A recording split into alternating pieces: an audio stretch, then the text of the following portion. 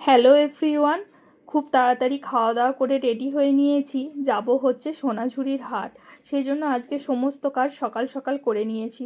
শ্বশুরবাড়ি এলেই মোটামুটি কম বেশি একবার করে সোনাঝুরির হাট যাই। আশ্রম প্রাঙ্গণের পথ দিয়ে যাওয়ার সময় ছেলেকে দেখাচ্ছিলাম আশ্রম প্রাঙ্গণটা, তার সাথে উপাসনা কক্ষ।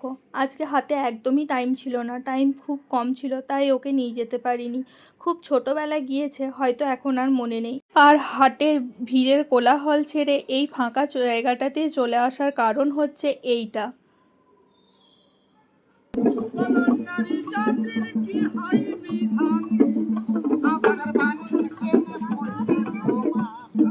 কেমন লাগলো বলো তোমাদেরও বাউলের গান শুনলে সত্যিই মনটা থমকে দাঁড়িয়ে যায়। ওখান থেকে আর মন সরানো নিজেকে যায়। তো আমি যে উদ্দেশ্যে এসেছিলাম সেই কাজ সেরে এরপর বাড়ি ফেরার উদ্দেশ্যে রওনা দেব। থমকে দাঁড়িয়ে পড়লাম, এখানে দাদা দেখছি বানাচ্ছিল আখের রস। আমি আর ছেলে 2 গ্লাস দুজনা নিয়েছিলাম। আর সত্যি দাদা কিন্তু খুব ভালো বানিয়েছিল আখের রসটা।